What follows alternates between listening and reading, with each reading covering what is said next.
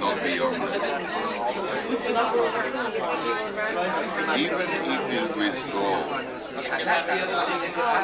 without it, you're going to lose a lot. You will not. Wants to know about all these people.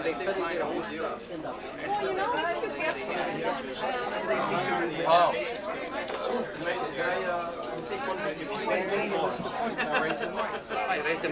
Do it again.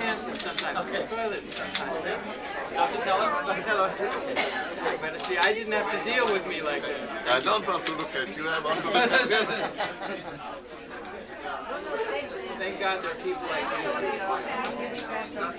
He's very successful in blinding us.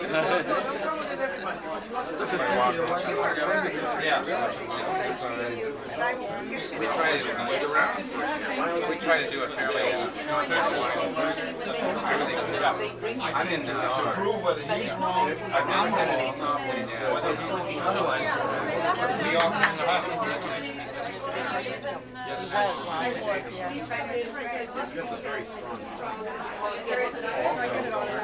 I hate to tell you, but we just... I don't want him to hurt. I just want him to do That's all right. I don't blame you. Address, but we thought tonight, just to get a chance to talk a little bit,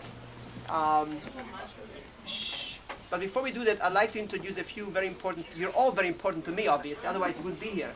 But I still feel it's important to introduce Dr. Edward Teller and Mrs. Teller, whom you all know who they are. It's a big honor to have them with us again tonight, our good friends, and Mr. and Mrs. Knei Tal, the Consul General of Israel.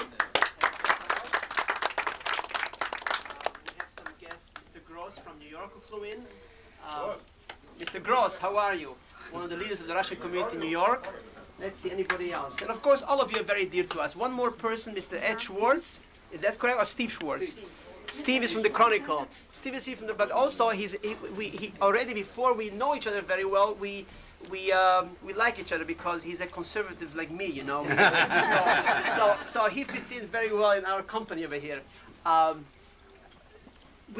just asked Mr. Rabin if he would be so kind in giving a chance to ask some questions informally, just to talk a little. So if you have any questions, you can ask a question, and Mr. Rabin will let you. I had a question with regards to the non-conventional capability of Iraq, specifically their missiles and the gas in the missiles. I understood that there was, for instance, a 6-hour wait, whatever, that they have to use to refill missiles before they can be launched. Does Israel have the capacity, if they know that missiles are being ready to fire, do they have the capacity to detect it, and then do they also have the capacity to destroy them beforehand? Let's distinguish between the technological visibility of Iraq and to what extent Iraq will decide and when vis-a-vis Israel to use its technological capability. I believe that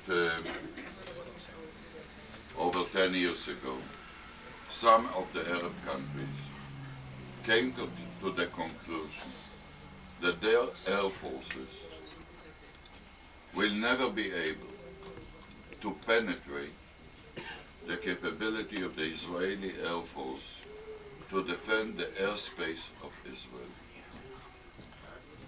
Therefore, they started to find means by which they would be able to deliver high explosives against targets within Israel. And they started first from the Soviet Union to get the ground-to-ground missiles. At the beginning, they used in the Yom Kippur what is called the Frog missile. It's a rocket, not very accurate. Its range is about 70 kilometers. They fired several missiles like that from the Golan Heights with the purpose to hit one of our airfields in Ramat David. And they didn't succeed. They succeeded to hit in 73. but they realized that this kind will not be sufficient. Then they acquired two types of other Russian-made ground-to-ground missiles. The SS-21, which is longer range, much more accurate, but carrying a relatively small warhead, between 100 to 200 kilograms. And the Scud B, which the Russians